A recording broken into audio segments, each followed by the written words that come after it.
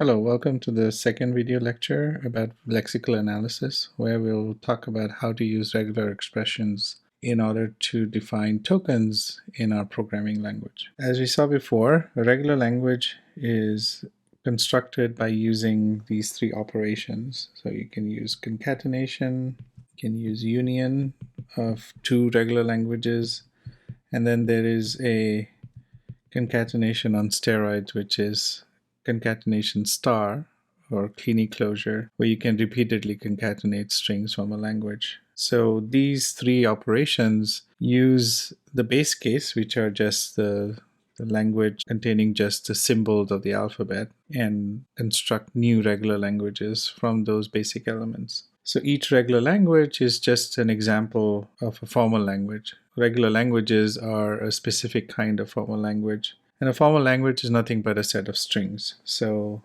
a regular language can be finite. So this is an example. R1 is a finite regular language, only has one string. It can also be infinite. So R2 is an infinite set of strings, which is defined by all the A's of length greater than 1. So you have A of length 1, 2 A's, 3 A's, etc. So each of the elements in this set of regular languages is itself a regular language. So R here is a set where each element is a set of strings, potentially an infinite set of strings. So you can see here that if I look at a set of strings like this, Bn, where n is greater than or equal to 0, I can look at this set of strings and I can also construct a regular expression for this set of strings, right? So this would correspond to the regular expression B star. So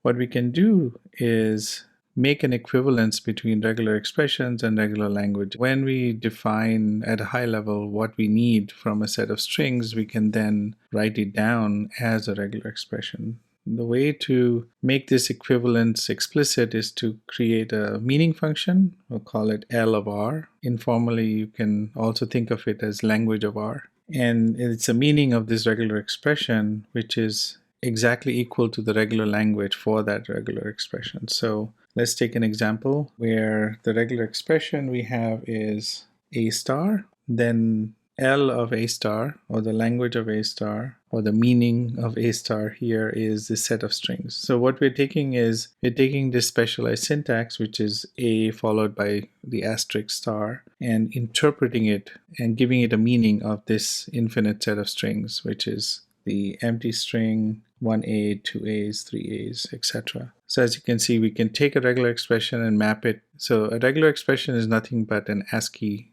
sequence of characters, and we're mapping it to this meaning, which is a set of strings. Meaning of the empty regular expression is just the empty string, so we don't typically use this. The empty string has its uses, as we will see, but we don't typically want to match an empty string, so we never really use this ability, but we need it to be mathematically general. L of A is just a set containing A, so any symbol from the alphabet can be a single element set, and that would be, then you can take R1 and R2, two different regular expressions. So this is a string R1 with a bar, a pipe, and an R2. So that stands for alternation, or R1 or R2 is the way you read it. And the way that we can construct a meaning out of that is to take the language of R1 and the language of R2, and then take the union of those two. If I have A or B and I want to take the meaning of that, then I would take the language of A union with the language of B, which is nothing but A union B, which is AB. Concatenation works in the same way. You can take R1 and put R2 immediately after it, and you can construct a set of strings by taking every string from R1 and then concatenating it with every string from R2, right? So if I take the language of AB is just going to be the language of A is just A concatenated with language from B, right? So what I end up with is this set which contains B concatenated to A. I can also do iteration and take R1 and repeat it many times, this is exactly the same operation as that. So that's just the same as saying L of AA is equal to, pretty straightforward. It's just a concatenation, except you're repeating the same regular expression. And finally, you can take R1 star, which is the 0 or more repetitions of R1, and it's done in the same way that we defined a regular language, which is you take the L of R1 0, so this gives you the empty string, union all the one length strings from R1, or one length repetition, sorry. Could be actually longer strings. If R1 defines like a string of length 3, then it would be one repetition of that string, and then 2 repetitions, and then 3 repetitions, and so on. So this creates a set of strings which we define as R1 star. So as you can see, this would be an example of taking A star and then converting it into a regular language for A star. So when we want to define patterns for the different tokens that we have to define in a programming language, we can now look at the specification and use a regular expression now to represent that specification. It's almost like an executable specification. So an integer can be defined. So let's say in our programming language, we are defining it as a non-empty sequence of digits. Then I can write down this expression, which is 0 or 1 or 2 or 3 or 4 or 5 or 6 or 7 or 8 or 9. And this alternation gives me a single digit. And then I can take a digit followed by 0 or more repetitions of a digit. And I can represent that as digit plus. So plus is this special extra symbol which is not really core, because I can represent it simply using star and a single sort of regular expression of digit. So by combining these two, I can get the definition of digit plus. An identifier, let's assume that the identifier has in our language specification a definition that says it's a sequence of letters or digits and it has to start with a letter. I can write it down as the sequence of digits from 0 to 9. So if I go back here, notice that this is a tedious way to write all of the digits from 0 to 9, and I can write it more concisely as this sort of character class, so 0, 1 through 9. These two are equivalent. So this is just, again, syntactic sugar for this alternation here. So in this case, I would get a digit is just this character, any of these characters from 0 to 9. I can do any letter, uppercase or lowercase, from A to Z, and that's a letter. I define this as sort of a letter. And then I can take an identifier definition as starting with a letter.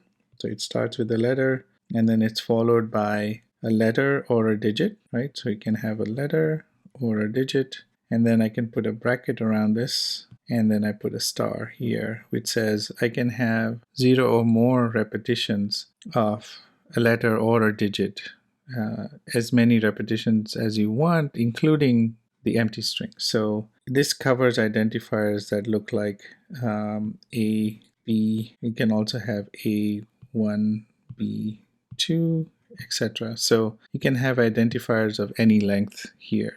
So you don't have to, and this, as you can see from examining this regular expression, you can map it to this definition that we want. You can define white space as a non-empty sequence of blanks, new lines, and tabs. So I can write a blank here, which is just a space, and tab and a new line. Now, the interesting thing here is I'm defining a tab and a new line, which is a white space character, using a sequence of 2 characters. So this is a backslash, and this is a T. So that's actually defined using 2 characters, a backslash and a T, instead of literally putting a tab character in it, right? So if I have, again, the same way here, this is 2 characters, backslash and N. If I were to physically insert a new line, it might look something like a Control M character.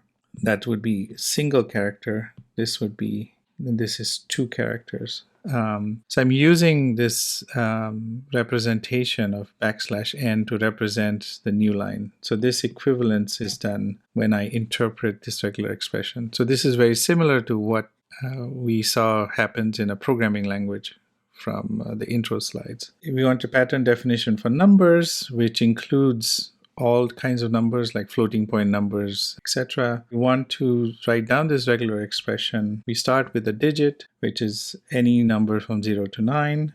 We have digits, a new sort of variable, which is one or more repetitions of any digit from 0 to 9. And then we can put an optional fraction, which has a dot followed by digits.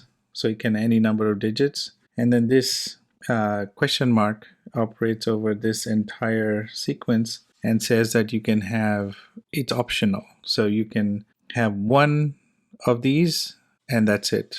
Or you can have none of these. So that's what the question mark means. The opt exponent. So if I wanted to do e of minus 12 or e of plus 10, then this sequence would represent that kind of string, right? So again, it's optional. So I can have it. I can have one of them, or I could have none of them, right? So I could have a number like 2.3, or I can have 2.3 e plus 12. So this part is optional, which is why we use a question mark to represent it in the regular expression. And then we have a number, which is defined as any number of digits followed by the decimal part of it, the floating point part of it, and then optionally having an exponent. So this lets you define numbers that match all of these strings. So these are just strings at this point, right? They're not numbers yet. So these are strings in the programming language that we want to match with this regular expression and then map it to the appropriate number. So when you're writing these regular expressions, you should be familiar with all of the different sort of elements that you can use. Obviously, you have the core element, which is concatenation, alternation, and star. Those are the main things. Those are the core operators, but there's a lot of useful operators like we saw by looking at the LEX definitions, looking at the LEX practice on the course website. You should get more familiar with all of the different ways of using regular expressions if you haven't already used them extensively. Before you can start using regular expressions to define the tokens of a programming language, you need to understand how a regular expression, a set of regular expressions can be used in order to match the strings. So we need to understand at a high level at least how a tool like LEX would do the matching for you, so that you understand when the matching will work and when the matching won't work. So the first task is to define a regular expression pattern for each token in your programming language. So you would write a sequence of regular expressions, one for each of the tokens that are defined in the programming language specification document. So you have int constant, which is defined as R1, R2 is a keyword, and R3 is identifier. So this is obviously just a very simple example. You might have hundreds of tokens in your programming language, and you would write one regular expression for each token. Then you have to construct an ordered list, and we'll see why. This list needs to be an ordered list, but it's important that it is an ordered list or containing all of the T regular expressions. So I'm assuming that there's some number T of regular expressions for the T tokens in this programming language. Written down an ordered list of regular expressions for all of our tokens. Let's see how we can use this in order to do the lexical analysis phase of the compiler. So I'm going to explain it using this example. And the input string is provided to us, which is just a sequence of symbols,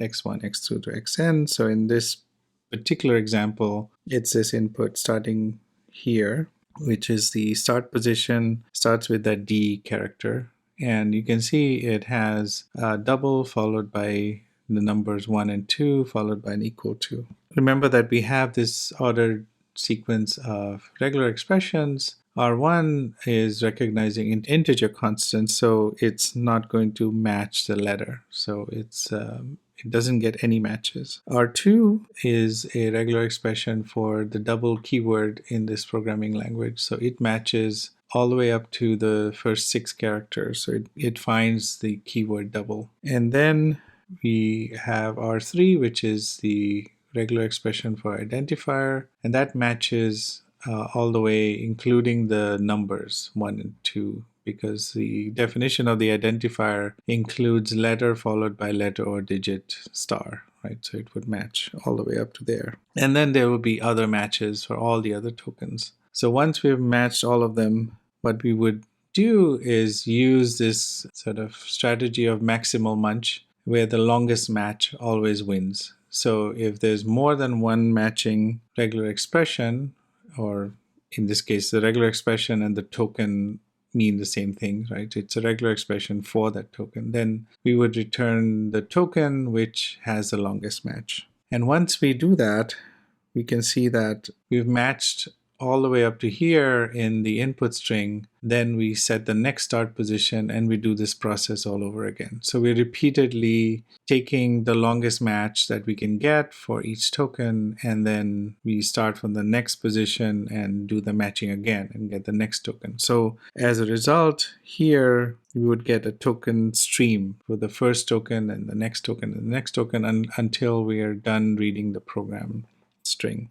Let's consider a case where the input is just double equals, right? So that's the start position again. So I've reset the start position back to the first character D. And now we do the same thing. We try to match R1, which is integer constant doesn't match, double matches, and then identifier matches. So both of these patterns are valid for this input up to this equal to.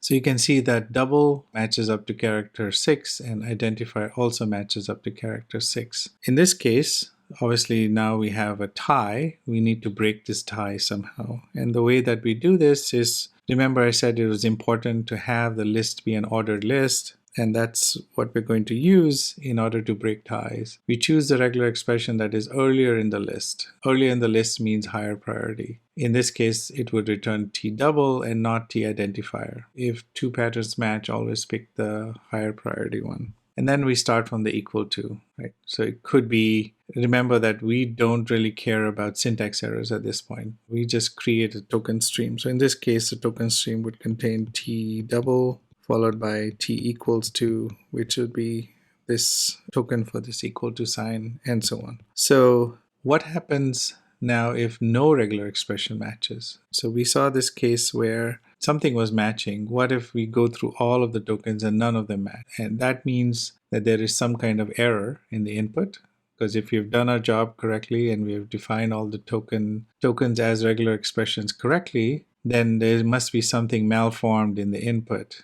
And that's why none of the regular expressions match. So in order to deal with this case, we create a new error regular expression. And there might be actually more than one error regular expression that you might want. You might want a special one for, something which opens the double quote and doesn't close it, something which, if you have multi-line comments like this, then if these characters are missing, you might want to create an error regular expression that's specific to that kind of error. But the easiest thing to do is to have a regular expression that matches any input, and that regular expression should be the last in the list. So it always matches, right? But it matches with the lowest priority. So if anything else matches, it would prefer that. But if nothing else matches, then it's a token that would collect everything and say, oh, this must be an error. So when it matches, we know that there was a lexical analysis error, and we report that error to the programmer. So when we're writing this compiler, we want to catch these lexical analysis errors and report them. Here's a pseudocode for the process that we just talked about. You don't really have to go through it in detail here in the video lecture. I encourage you to go through the pseudocode just to make sure that you understand the notation. But the main thing I'll say is that it's returning a list, which is the stream of tokens, a list of tokens that comes out of the lexical analysis phase. And for all of the regular expressions, it's matching it. And when it matches each regular expression. It stores all of the matchings in this sort of list of matches here, and then it finds the maximum match that you can get. You would record both what the maximum match was and which token that corresponds to. And then once you have that, you just record that, and then you set the new start position and then repeat. So rinse and repeat until you get to the end of the input. So when you reach the end, what the output you get is a sequence of tokens. So token 1, token 2, token 3, and so on until token k. So obviously k is going to be somewhat less than n, because presumably you have most tokens will be greater than length 1. Some will be length 1, but not all. In this phase where you're taking the max, you would have to insert some kind of logic in that max function that would choose the smallest m value, the higher priority regular expression, and thereby break ties with which have the same length. In this video, what we've seen is how we can use regular expressions for lexical analysis. Regular expressions are a nice, convenient, concise notation for string patterns, which we can exploit. So instead of writing very large loop and switch scanners, you can define each of your tokens independently in a modular way and use regular expressions to say this token corresponds to this regular expression, etc. And you can map that definition of a token back to the pattern that's mentioned in the language specification. So you can look at the regular expression and say, does this capture the language specification or not? And once you have that, as we'll see, there are algorithms that will take the regular expression and then convert it into a matcher for you, right? So you don't have to write the matching code, because the regular expression can essentially be converted into the code that can match strings for that regular expression. So what we saw in this lecture is that using regular expressions in lexical analysis requires some small extensions. You need to always pick the longest match, and that's a convenient way to decide which token you're going to return. It's always the one with the longest match. If you have ties, we use a priority ordering among the different token definitions, among the different regular expressions, to say, okay, if many of them have a matching for the same length, then pick the one with the higher priority. And we need to handle errors, because a good compiler should always return good error messages to make it easy to use. A good algorithm for lexical analysis. So far I've given you sort of high-level pseudocode. So if you implement this correctly, you should require only a single pass. There should be no backtracking. And there should be typically a few operations per character. Then you can avoid writing a big loop and switch scanner. Instead, use this much more modular way to define a lexical analyzer. Now, so far what we've seen is how we can write down regular expressions for tokens. Next, we'll look at how do we take these regular expressions and implement a tool. We'll be using a tool called LEX in our first homework to define the lexical analyzer for a programming language. How does LEX work? And what are the algorithms that go into writing a tool like LEX? That's what we'll look at next time.